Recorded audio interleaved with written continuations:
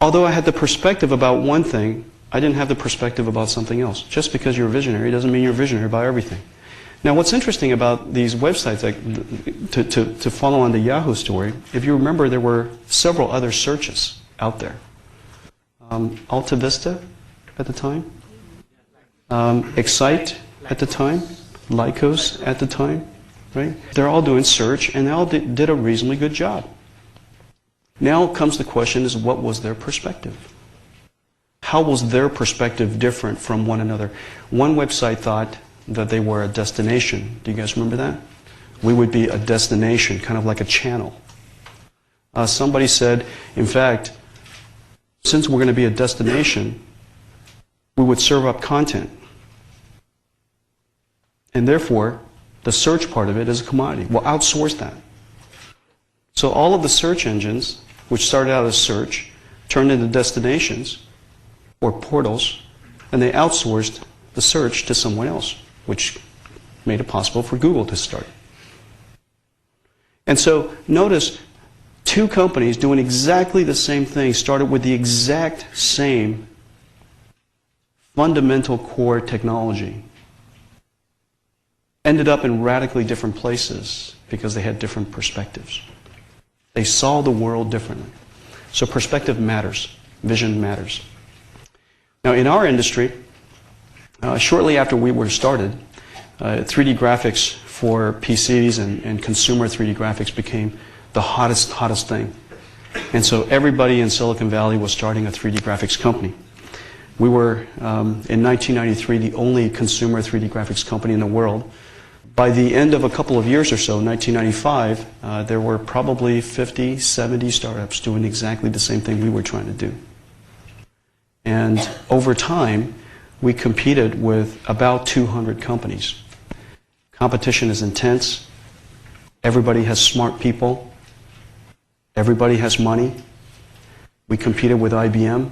We competed with HP. We competed with Silicon Graphics. We competed with companies all over the world. So the question is, what happened?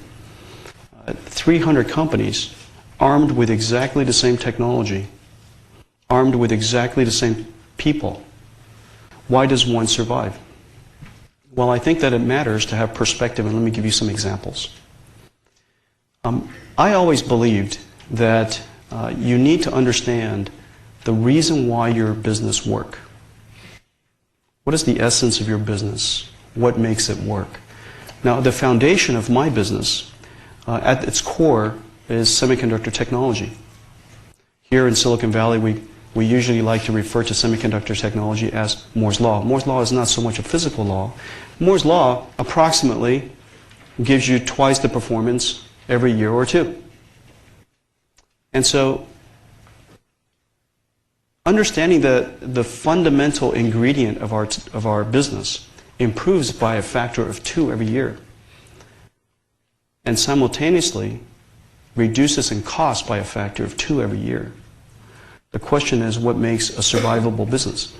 And so our first perspective was that 3D graphics was insatiable.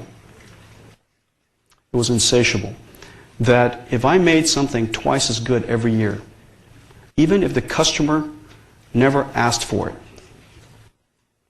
even if the customer told us it was too expensive, even if the customer, when you went to float that product specification to them, told you that they're not interested, and in fact that was the case. I took our product spec to Dell and HP and IBM and Gateway, and they all told me it was too much money.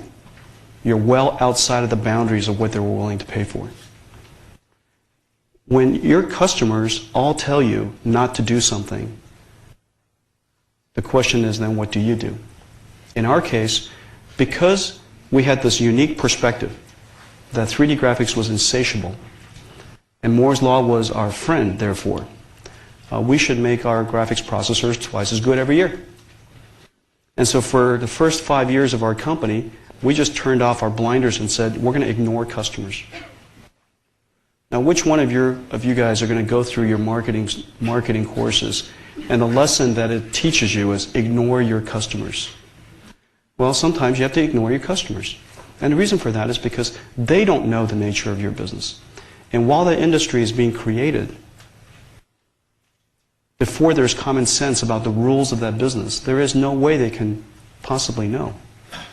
And so I took the last few $1 million of the company's money and built a chip that is way, way, way too big. And our customers told us we were way out of bounds on cost, and they weren't going to buy any. Until the day we showed up with the processor, we were in allocation throughout the entire life of that project, until our next generation product, which was twice its price, cannibalized the previous one. And so we grew and grew and grew for several years. The question is, what did our investors say about us taking the big risk of adding programmable shaders and reinventing that product category and reinventing our company? First of all, it's not a conversation you really have with your shareholders, but you do have the conversation with your management team first, your employees second, your board of directors third. Typically is the way, the process that I take. When you're in high tech, when you're in the technology industry, when the technology moves this fast, if you're not reinventing yourself, you're just slowly dying. You're just slowly dying, unfortunately, at the rate of Moore's Law, which is the fastest of any rate that we know. So the question is, but we have a product that's generating a lot of money, and it's very successful. How do you cannibalize it? There is a theory that if you don't cannibalize it, someone will, and it surely will be cannibalized. And so if you want to be a market leader, you have to take the initiative to cannibalize your own products and have your ideas cannibalize your own ideas. When we went from a fixed function graphics accelerator, a texture mapping engine for games like Quake 3 and Doom and those kind of games, to a programmable shading architecture, our first chip almost killed the company. It was called GeForce FX. GeForce FX is a chip, is a processor that, it's a baby only a mother could love. We took enormous chance in building GeForce FX, but it almost broke our back. But if we didn't build that chip, I am sure NVIDIA would be dead today.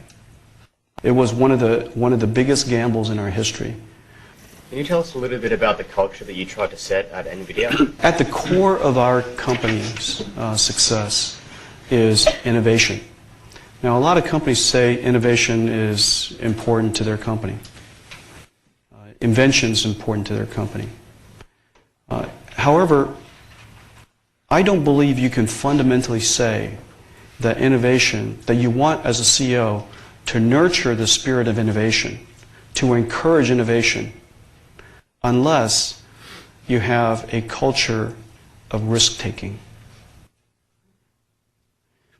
We have to encourage our engineers, our marketing people, right, all of our employees, to take calculated risks.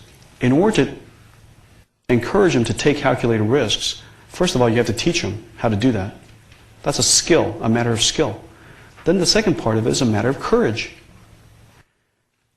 Most people hate to fail. Do you guys agree with that?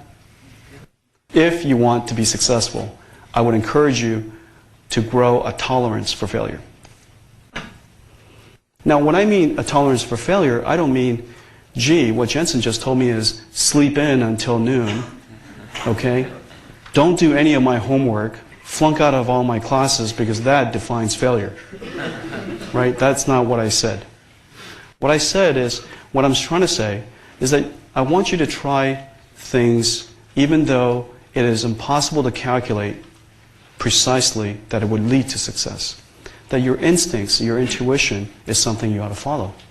If it wasn't because of following my own instincts or the founder's instincts or many of our employees' instincts, why would we be where we are today? And why would we have invented things that the market's never had before, the world's never had before? So you have to have this culture or tolerance for risk-taking. But the thing about failure is this. If you fail often enough, you actually might become a failure. And so the question is, how do you teach someone how to fail, but fail quickly? And to change courses as soon as you know it's a dead end. And the way to do that is we call it intellectual honesty.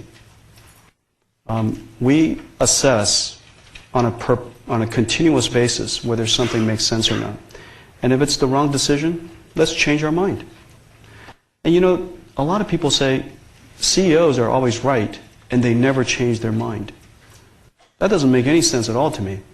An innovative company that invents amazing things, that solves problems for the world, if you want to do that, then you have to cultivate that tolerance for risk-taking, and you have to then teach people how to fail, but fail quickly and inexpensively, and how to be direct with each other, that this is the wrong approach and what's the better approach, and then be flexible enough to change courses and quick.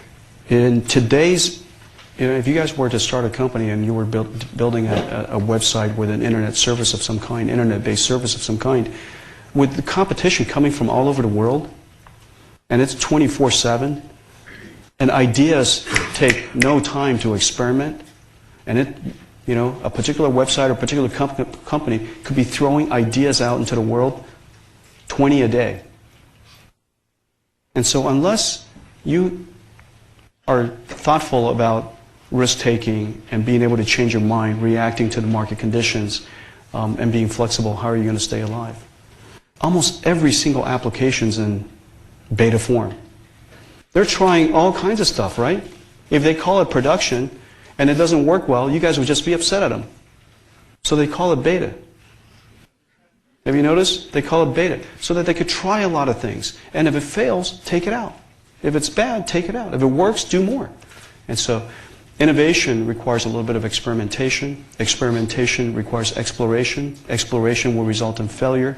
Unless you have a tolerance for failure, you would never experiment. And if you don't ever experiment, you would never innovate. If you don't innovate, you don't succeed. You'll just be a dweeb.